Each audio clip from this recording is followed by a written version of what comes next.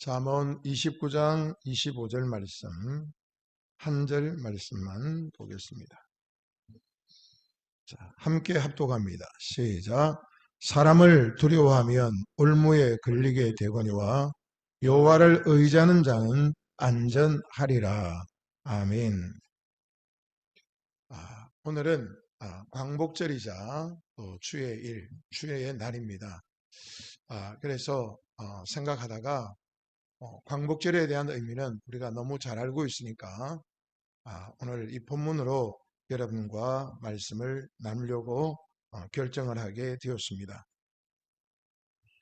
우선 제가 잊어버릴까봐 여러분에게 기쁜 소식을 하나 전하고요. 말씀을 전하도록 하겠습니다. 간사님이 첫 월급을 타셨대요. 그래서 오늘 여러분에게 예배 마치고 나면 함박 스테이크를 하나씩 드린다고 합니다. 그러니까 여러분 챙겨 가셔서 댁에 가셔서 맛있게 드십시오. 그래서 모든 성도들에게 대접을 하니 그러니까 여러분 기쁘게 받으시기를 바랍니다. 자, 별로 안 기뻐하시는 것 같아요. 얼굴 표정들이. 은희 씨 안 기뻐요? 먹는 거 준다는데. 여기에 먹을 걸 준다는데 기쁘죠. 자, 철학자 아리스토텔레스가 한 말 중에 인간은 사회적 동물이다라는 말이 있습니다. 이 말에 따르면 사람은 사회 안에서 존재해야 진정한 삶의 의미를 얻을 수 있다는 말입니다. 이 논리대로라면 사람은 어떻게 해요? 인간관계를 잘 유지해야만이 좋은 삶을 살 수가 있다는 말이죠. 그런데 여러분, 인간관계는 언제나 한결같지 않습니다. 인간관계는 상황에 따라 계속 바뀌기 때문입니다. 좋은 인간관계가 나쁜 인간관계로 바뀔 수가 있고요. 나빴던 인간관계가 좋은 관계로 바뀔 수도 있는 것이 사람의 관계성입니다. 그러면 이렇듯이 인간관계가 왜 이렇게 바뀌게 될까요? 그것은 사람이 자신의 이익에 따라 움직이기 때문입니다. 그래서 사람들은 늘 자신의 이익이 되는 쪽으로 움직이기 때문에 인간관계가 자꾸 바뀌게 되는 것이죠. 물론 손해를 보면서도 인간관계를 유지하며 살아가는 사람이 있습니다. 그러나 그것도 시간이 지나게 되면 결국은 어느 시점에 가면 그 관계가 깨어지게 된다는 것이죠. 이처럼 사람은 자신의 이익을 따라 모였다가 헤어지기를 반복하며 살아가게 됩니다. 그러다 보니까 동물 세계에서 존재하는 약육 강식이 인간 사회 안에서도 자연스럽게 자리를 잡게 된 것이죠. 여러분, 인간 사회를 지탱하는 중요한 요소가 여러분은 뭐라고 생각하십니까? 그런데 인간관계를, 인간이 살아가는 이 사회를 형성하는 중요한 요소가 두 가지가 있는데 그게 바로 경제와 권력입니다. 사람이 살아가는데 경제가 없으면 살아갈 수 없죠. 그리고 사람이 살아가는 데는 반드시 권력이라는 것이 따라다니게 되어 있습니다.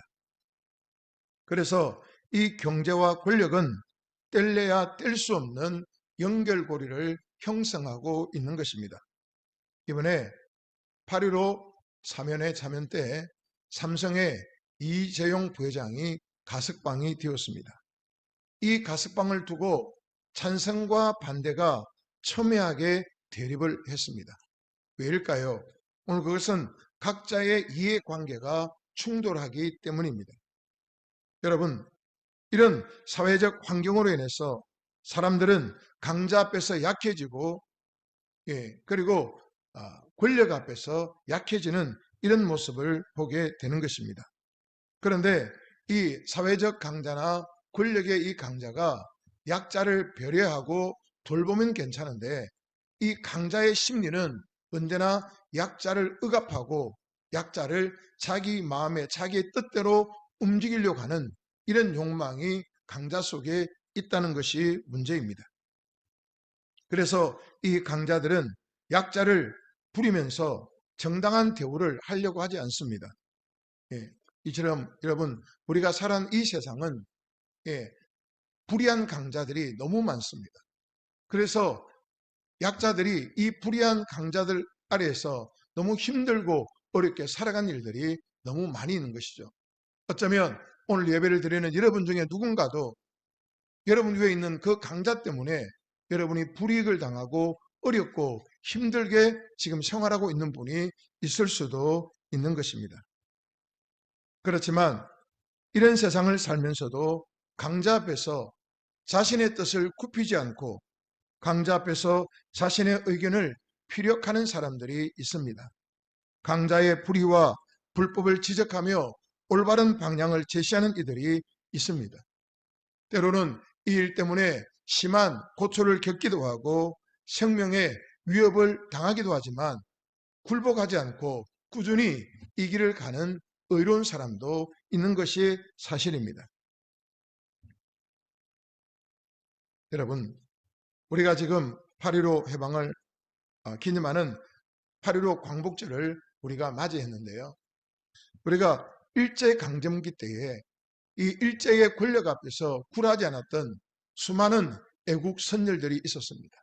이분들은 일제의 그 혹독한 억압과 고문 속에서도 뜻을 굽히지 않고 절대적인 강자였던 이 일제의 권력 앞에 자신의 몸을 던지며 자신의 생명을 내어놓으며 대항했던 이 순국 선열들의 피가 있었기 때문에 우리가 광복이라는 이 기쁨을 맞이하게 된 줄로 믿습니다.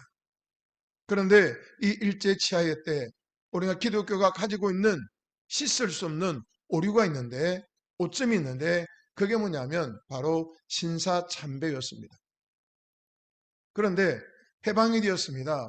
해방이 되었을 때 일제의 그 권력 앞에 굴복하여 타협하고 신사 앞에 절하고 참배했던 이 기독교의 사람들이 자신들의 과오를 철저하게 회개하고 뉘우치고 반성해야 되는데, 이런 반성 없이 어영부영 넘어가 버린 거예요. 그러니까 아직도 이 한국 교계 안에는 신사 참배했던 이 무리들과 신사 참배하지 않았던 이 사람들 간에 첨예한 대립이, 눈에 보이지 않는 대립과 갈등이 여전히 존재하고 있는 것입니다. 여러분, 왜 그럴까요? 일제의 그 총칼 앞에 타협했던 그 산물이 바로 신사 참배였던 것입니다. 그러나 한쪽에서는 목숨을 걸고 신사에 참배하지 않고 기독교 신앙을 지킴으로 순교했던 많은 분들의 핏부림이 있었습니다. 결국 이 나라는 뭡니까? 신사에 참배하지 않고 자신의 생명을 내어놓고 믿음을 지켰던 그분들의 헌신과 눈물겨운 신앙의 삶이 있었기 때문에 우리가 이렇게 기독교 신앙을 유지하며 살아가고 있는 줄로 믿습니다.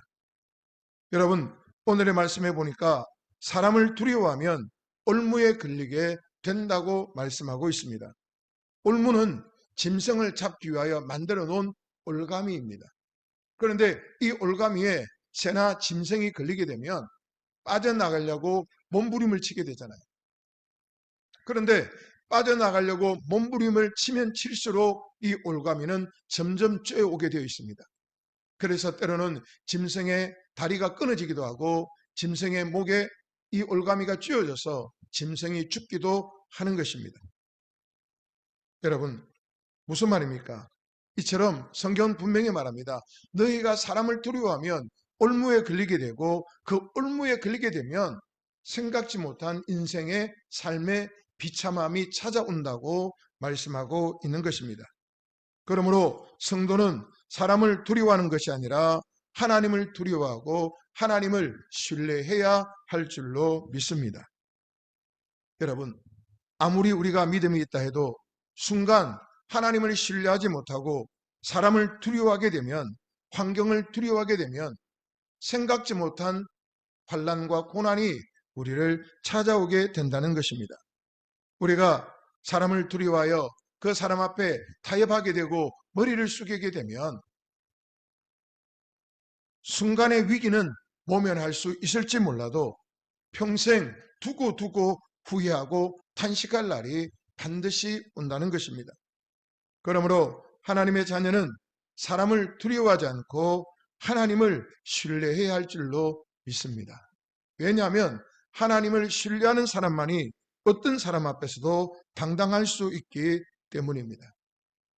여기서 두려워한다는 말은 원어의 의미에 보면 공포스럽다는 말입니다. 그러니까 사람을 공포스럽게 여기는 사람은 어떻게 해요? 예, 오늘 자기가 생각지 못한 행동을 하게 되는 것이죠. 그래서 오늘 성경에 나와 있는 사람을 두려워함으로 생각지 않는 정말 비참한 모습을 보였던 세 사람을 잠깐 생각해 보면서 은혜를 나누려고 합니다. 첫째는 아브라함입니다. 우리가 믿음의 조상이라고 하는 이 아브라함도요, 정말 생각지 못한 비열함과 비참함을 보여줬던 인물입니다. 창세기 12장에 보면 하란에 거주하고 있는 이 아브라함을 하나님이 부르셨어요.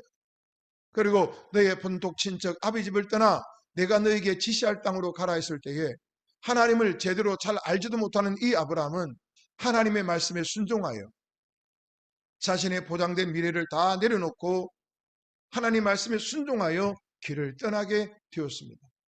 그래서 아브라함이 들어간 곳이 가나안 땅이었죠. 하나님이 아브라함을 가나안 땅으로 인도하셨습니다.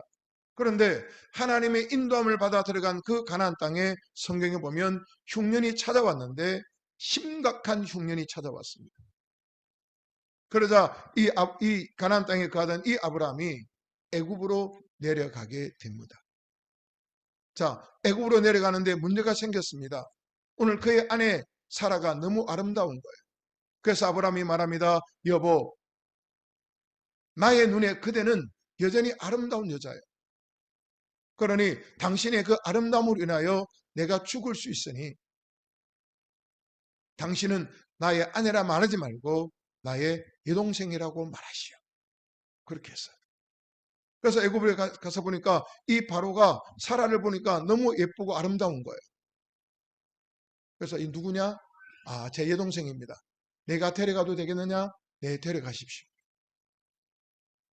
그래서 아브라함이 바로를 두려워하여 사람을 두려워하여 자기 아내를 여동생이라고 속이고 바로에게 아내를 넘겨주게 되었던 것입니다. 여러분, 물론 하나님께서 아브라함에게 이 바로에게서 아브라함의 아내 사라를 찾아 돌려보내 주시지만 이 아브라함은 수치와 부끄러움을 당하고서 사람을 두려워한 나머지 애굽에서 수치와 부끄러움을 당하고서 다시 가나안 땅으로 돌아오게 되었던 것입니다. 여러분, 사람이 두려워서 자기 아내를 누이 동생이라 속이고 다른 남자에게 다른 나라 왕에게 넘겨주는 이게 여러분 사람이 할 짓입니까? 예. 이게 어떻게 사람이 할 짓이에요? 그런데 여러분 이게 남의 일이라고 우리가 함부로 말할 수는 없는 것입니다. 왜냐하면 나도 내 자신도 아브람과 같은 이런 상황을 만나게 되면 어떻게 대응하고 반응할지는 그때 가봐야 알기 때문에. 여러분, 그런데 이것으로 끝이 아닙니다. 창세기 20장에 보면 아브라함이 블레셋 땅에 거주하게 되는데 그때 그 블레셋 땅의 왕이 아비멜렉이에요. 그런데 아브라함이 이 블레셋 땅에 가서도 또 그럽니다. 또 자기 아내를 누이 동생이라고 거짓말하고 아비멜렉 왕에게 이 아내를 또 넘겨줍니다. 한 번도 아니고 두 번씩이나 자기 아내를 여동생이라고 속여서 넘겨줬던 이 아브라함의 모습. 하나님께서 아비멜렉이 아브라함의 아내 사레를 취하려고 하는 그 밤에 아비멜렉을 찾아가서 말씀합니다. 쉽게 말하면 너 죽을래? 하나님 그러시는 거죠. 아비멜렉이 깜짝 놀랐어요. 왜요? 야, 그 아브라함의 아내야. 아닌데요? 내게 여동생이라고 했는데요? 그래서 내가 너 살려주는 거야. 그래서 아비멜렉이 놀래가지고 이 사라를 돌려보내고 아브라함에게 대노합니다. 네가 어찌 내게 이런 일을 행하느냐? 어떻게 이렇게 거짓말할 수 있느냐? 여러분, 무슨 말입니까? 사람이 두려워서 세상의 권력자가 두려워서 자기 아내를 두 번씩이나 여동생이라고 속이고 바로 왕에게 아비멜렉 왕에게 내어줬던 이 아브라함의 이 모습은 정말 비참한 모습이죠. 그런데 왜 그렇습니까? 세상의 왕을 두려워했기 때문입니다. 그래서 자기가 살고자 자기의 아내를 여동생이라고 속이고 두 번이나 내어주게 되었던 것입니다. 두 번째 사람은 베드로입니다. 베드로는 예수님의 12제자 중에 수제자입니다. 마태복음 16장 16절에 보면 예수님께서 너희는 나를 누구라고 생각하느냐 물었을 때에 베드로가 대답합니다. 주는 그리스도시요 살아계시는 하나님의 아들이십니다. 예수님이 그 베드로의 고백을 칭찬하십니다. 그리고 바요나 시모나 내가 복이 있다고 주님이 말씀을 하셨습니다. 그런데 마태복음 26장 33절에 보면 예수님께서 제자들과 마가의 다락방에서 마지막 만찬을 나누시고 제자들의 발을 씻기셨습니다. 그리고 예수님 말씀하셨습니다. 오늘 밤 너희가 다 나를 버리리라. 그때 베드로가 말합니다. 주여 주여 그런 말씀하지 마십시오. 다 주를 버릴지라도 나는 언제든지 주를 버리지 않겠습니다. 이렇게 고백했던 제자가 바로 베드로입니다. 그러나 대제사장의 뜰에서 오늘 사람들이 베드로를 향하여 말합니다. 저 사람도 그의 당이다. 그와 함께 있었던 자라. 이렇게 말할 때에 이 베드로가 자기의 신분이 탄로났을 때 어떻게 합니까? 나는 예수를 모른다. 맹세하여 모른다. 세 번째는 보면 저주하여 맹세하여 모른다고 그렇게 부인했던 사람이 바로 베드로입니다. 여러분, 사람을 두려워하니까 나는 어떤 일이 있어도 주를 버리지 않겠다고 이 고백했던 이 베드로가 사람을 두려워하니까 자기의 스승인 예수 그리스도를 모른다 맹세하고 부인한 것뿐만 아니라 저주하면서까지 모른다고 맹세했던 이 모습을 우리가 보게 되는 것입니다. 여러분, 사람을 두려워하면 이렇게 되는 거예요. 또 하나 한 사람은 빌라도입니다. 빌라도는 유대 총독으로서 예수님께서 유대 종교 지도자들의 불법 고소를 통하여 빌라도에게 고발이 되었는데 재판을 받게 되었습니다. 빌라도는 유대인들이 예수님을 고발하는 이 내용을 가만히 들어보니까 예수님에게서 아무런 죄를 찾을 수가 없는 거예요. 그런데 사람들은 예수님을 십자가에 못 박으소서, 십자가에 못 박으소서 소리를 칩니다. 그때 빌라도가 말합니다. 그가 무슨 악한 일을 했느냐? 그가 십자가에 죽을 만한 악한 일을 한 게 뭐가 있느냐? 내가 보니까 그런 일이 없다. 그럼에도 사람들은 계속 소리칩니다. 그를 십자가에 못 박으소서. 그를 풀어주면, 그를 살려주면 당신은 가이사의 종이 아닙니다. 가이사의 신하가 아닙니다. 그러니까 빌라도가 예수님이 죄가 없는 건 분명히 자기가 알고 고백했음에도 불구하고 자기의 총독의 자리가 뺏길까 하여 민요가 일어나고 밀란이 일어나서 이 사람들이 자기를 쫓아낼까 하여 그것이 두려워서 빌라도가 어떻게 합니까? 예수를 십자가의 처형에 내어주게 되었던 것입니다. 빌라도는 예수님을 십자가에 내어주면서 하는 행동이 물을 가져와라. 그러며 물에 손을 씻으며 말합니다. 이 죄에 대해서 나는 무죄하다. 너희가 이 죄를 담당하라. 빌라도는 자신이 죄가 없다고 선포했습니다. 그러나 성경은 어떻습니까? 아니 우리가 날마다 주님 오실 때까지 고백하는 사도신경에 어떻게 고백합니까? 빌라도에게 고난을 당하사 빌라도에게 억울하게 재판을 당하사 예수님을 십자가에 내준 사람이 빌라도라고 우리는 예수님 오시는 날까지 고백하게 되고 그 빌라도의 죄가 드러나고 있는 것입니다. 여러분, 우리도 똑같습니다. 우리도 사람을 두려워하고 환경을 두려워하면 하지 말아야 될 말을 하게 되고 하지 말아야 될 행동을 서슴없이 하게 되는 것입니다. 여러분이 이 험악하고 어려운 세상에서 여러분의 믿음을 지키고 살아가기가 얼마나 힘드십니까? 여러분의 직장에서, 여러분이 만나는 사람들 관계에서, 여러분의 가정에서 여러분이 하나님이 기뻐하시는 믿음을 지키기가 얼마나 힘든지 저도 공감합니다.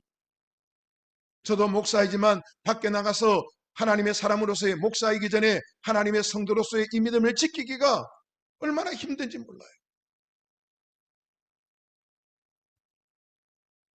그러나 오늘 성경 분명히 말합니다. 여호와를 의지하는 자는 안전하리라.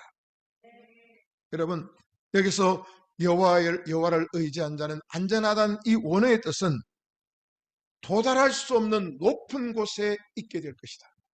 여호와를 의지한 자는 세상의 힘과 권력이 도달할 수 없는, 미칠 수 없는 높은 곳에 자리하게 될 것이라는 이 뜻입니다. 무슨 말입니까? 원수의 위협과 협박에서도 하나님이 안전하게 지켜주신다고 말씀하고 있는 것입니다. 그런데 여러분, 예수 그리스도를 의지하는 자는 언제나 안전하게 살 수 있습니까? 내가 예수 그리스도를 의지함으로 내 삶이 언제나 안전을 보장받습니까? 그렇지 않습니다. 세상의 불의와 불법이 만연할 때에 예수 그리스도를 의지하는 것 때문에 우리가 더 많은 어려움과 환난과 핍박을 받을 수 있습니다. 때로는 직장에서 왕따를 당할 수 있고, 직장에서 퇴사를 당할 수 있고, 내가 사업에 어려움을 당할 수 있고, 인간관계에 어려움을 당할 수 있습니다. 때로는 생명의 위협을 느낄 수도 있습니다. 예레미야 선지자를 눈물의 선지자라고 우리가 말을 하는데요, 이 예레미야는 이스라엘 백성들을 향하여 사람을 두려워하지 말고, 이웃 왕들을 두려워하지 말고, 환경을 두려워하지 말고, 회개하고 하나님께로 돌아오라고 눈물로 권고하고 권면을 했어요. 그 세월이 자그만치 40년입니다. 여러분, 1년, 2년, 4년, 10년도 아니고 40년 동안 예레미야는 이스라엘 백성들을 향하여 사람을 두려워하지 말고, 세상 권력을 두려워하지 말고, 회개하고 하나님께 돌아오라 계속 외쳤어요. 그러나 이런 외침에도 불구하고 이스라엘 백성들은 예레미야에게 화를 냅니다. 예레미야를 배척합니다. 심지어 예레미야를 죽이려고 합니다. 그리고 진짜 하나님이 보내셨던 이 참선지자 예레미야를 거짓 선지자 취급을 하게 되는 것입니다. 여러분, 우리가 살아가는 이 세상에서 우리가 하나님의 사람으로 올바른 믿음의 삶을 살아가기가 얼마나 힘든지 몰라요. 우리가 믿음 안에서 올바른 목소리를 낼 때에 사람이 우리의 목소리에 귀를 기울여주고 우리의 목소리를 들어주고 우리의 목소리에 화답하는 것이 아니라, 아이 재수없어, 지만 예수 믿어? 너만 예수 믿어? 나도 예수 믿어. 나도 집사야, 권사야, 장로야, 나 목사야. 누굴 가르치려고 그래? 그러면서 올바른 목소리를 내는 사람들을 무시하고 밀어내는 일들이 얼마나 많은지 몰라요. 오늘 우리 김지주 성도가 기도한 것처럼 하나님의 말씀을 들려봤을 때에 그 말씀을 내 마음에 들어오고 그 말씀에 찔림을 받고 뉘우치고 돌이키고 돌아와야 하는데, 사람들이 말씀에 찔림을 받으면 더욱더 자기의 마음을 꽁꽁 걸어 잠그는 거예요. 말씀에 찔림을 받으면 그 말씀을, 마음을 문을 열고 그 말씀을 받아들여야 되는데, 말씀이 찔리면 찔릴수록 마음의 문을 닫아드리는 거예요. 그리고 그 사람을 만나기 싫어하고, 그 사람이 하는 설교를 듣기 싫어하고, 그 사람이 권면하는 것을 듣기 싫어하는 거예요. 왜요? 기분 안 좋거든. 불편하거든요. 사랑하는 여러분, 지금도 똑같습니다. 우리가 믿음의 올바른 목소리를 내고 우리가 믿음의 올바른 삶을 살려고 하면, 여러분들이 세상에서 당하는 그 고초와 힘든 것 저도 충분히 공감을 합니다. 그러나 여러분, 그렇다고 해서 우리가 타협을 할 수는 없잖아요. 우리가 타협을 할 수는 없잖아요. 왜요? 우리가 타협하게 되면 주님도 우리를 훗날에 모른다고 하실 것이기 때문에. 여러분, 이 말씀을 우리 가운데 한번 적용을 해볼까요? 나는 예수 그리스도의 십자가 보혈로 죄 용서함을 받고 하나님의 자녀가 됨을 여러분은 믿으십니까? 하나님을 아버지로 모시고 성령님께서 내 안에 가시며 나를 푸른 초장으로 쉴만한 물가로 인도하시는 것을 믿으십니까? 여러분, 그렇다면 나는 나보다 돈 많은 사람 앞에서, 나보다 높은 지위를 가진 사람 앞에서 세상적으로 나를 압도하는 능력을 가진 사람 앞에서 나는 어떻게 행동하고 있느냐 하는 것입니다. 하나님의 자녀라 고백하면서 자신의 목숨을 지키기 위하여 자신의 아내를 여동생이라고 세상의 권력자 앞에 내어준 아브라함과 같은 비굴하고 비참한 모습은 내게는 없는가 우리를 돌아봐야 합니다.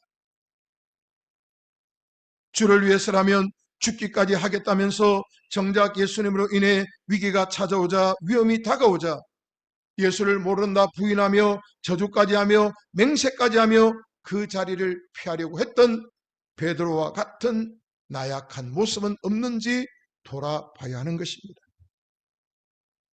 예수님의 죄 없으심을 알면서도 자신의 자리에 자신의 권력을 지키기 위해 불의와 불법한 자들에게 예수님을 내어준 빌라도와 같은 비열한 모습은 없는지 우리를 살펴봐야 하는 것입니다. 사랑하는 여러분, 세상의 권력은 우리를 죽일 수 있어요. 그런데 그 세상의 권력이 우리를 죽이는 건 우리의 육체만 죽일 수 있어요. 그래서 예수님은 말씀하셨습니다. 사람의 육체와 영을 능히 지옥에 던지시는 자를 두려워해라. 왜요? 세상에서 우리의 육체를 죽이는 그 권력자도 결국은 나중에 하나님의 심판대 앞에 서서 행한 대로 심판을 받아야 하기 때문입니다. 자, 누가복음 12장 4절로 5절을 한번 찾아보겠습니다.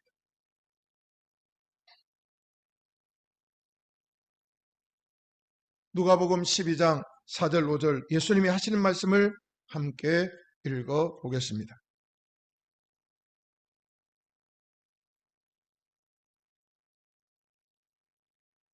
누가복음 12장 4절 5절 함께 읽습니다. 시작. 내가 내 친구 너에게 말하노니 몸을 죽이고 그 후에는 능히 더 못하는 자들을 두려워하지 말라. 마땅히 두려워할 자를 내가 너에게 보이리니 곧 죽인 후에 또한 지옥에 던져넣는 권세 있는 그를 두려워하라. 내가 참으로 너에게 이르노니 그를 두려워하라. 아멘. 예수님 말씀합니다. 너희가 두려워할 자는 세상의 권력자가 아니야. 세상의 부자가 아니야. 세상의 왕이 아니야. 그들은 너희의 육신은 죽일 수 있지만 그걸 두려워하지 말라는 겁니다. 너희들의 육신과 너희의 영혼을 죽이고 지옥에 던질 수 있는 그분을 두려워하라고 말씀하고 있는 것입니다. 하나 더 볼까요? 이사야 51장 12절 말씀입니다. 구약성경 이사야 51장 12절 말씀.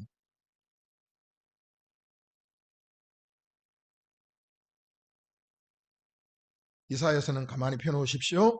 또 찾아볼 겁니다. 이사야 51장 12절 말씀. 자, 찾으셨습니까? 예, 함께 읽습니다. 시작. 가라사대 너희를 위로하는 자는 나연을 너는 어떠한 자이기에 죽을 사람을 두려워하며 풀같이 될 인자 사람을 두려워하느냐. 오늘 하나님 말씀합니다. 이스라엘아, 너를 위로하는 자가 누구냐? 너를 위로하는 자가 나 아니냐? 나 여호와가 아니냐? 그런데 너는 어떤 사람이기에 죽을 사람을 두려워하며 풀같이 없어질 사람을 두려워하느냐? 너 왜 나를 두려워하지 않고 엉뚱하게 사람을 두려워하느냐고 하나님이 지금 책망을 하고 계시는 거예요. 사랑하는 여러분, 저와 여러분을 위로할 리는 하나님이십니다. 사람이 아니에요. 그런데 왜 자꾸 사람을 두려워합니까? 왜 풀같이 있다가 시들어지고 없어질 그 사람을 두려워한 나머지 하나님을 등을 치려고 합니까? 우리는 그렇게 살면 안 되잖아요.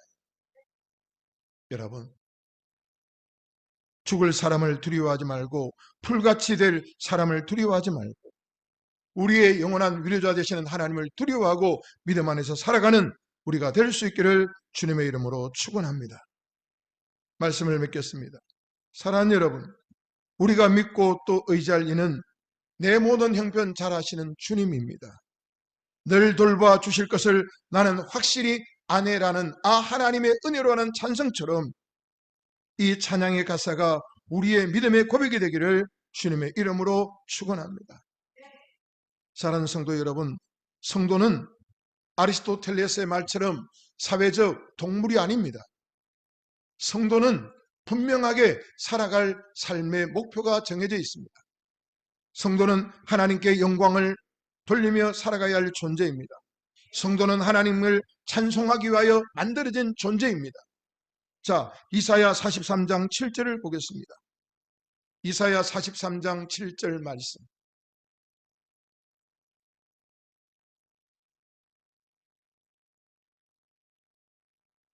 자, 같이 읽습니다. 이사야 43장 7절 시작. 물은 내 이름으로 일컫는 자 곧 내가 내 영광을 위하여 창조한 자를 오게 하라. 그들을 내가 지었고 만들었느니라. 아멘. 뭐요? 저와 여러분은 하나님의 영광을 위하여 창조된 자들이에요. 하나님의 영광을 위하여 이 땅에 온 자들이에요. 하나님 말씀합니다. 그들을 내가 지었고 그들을 내가 만들었느니라. 무슨 말입니까? 예수 그리스도 안에서 저와 여러분은 하나님의 영광을 위하여 영광을 나타내며 살아가는 것이 마땅한 줄로 믿습니다. 자, 그 다음 줄 하나만 더 보겠습니다. 이사야 43장 21절 말씀입니다. 이사야 43장 21절 말씀 함께 읽습니다. 시작. 이 백성을 내가 나를 위하여 지었나니 나의 찬송을 부르게 하려 함이니라. 아멘. 오늘 하나님 말씀합니다. 내가 너를 선택한 것은, 내가 너를 나의 자녀로 삼은 것은 뭐예요? 나의 찬송을 부르게 하려 함이라. 내가 너를 통하여 영광 받기 위하여 내가 너를 선택하고 지었다고 하나님은 말씀하고 있는 것입니다.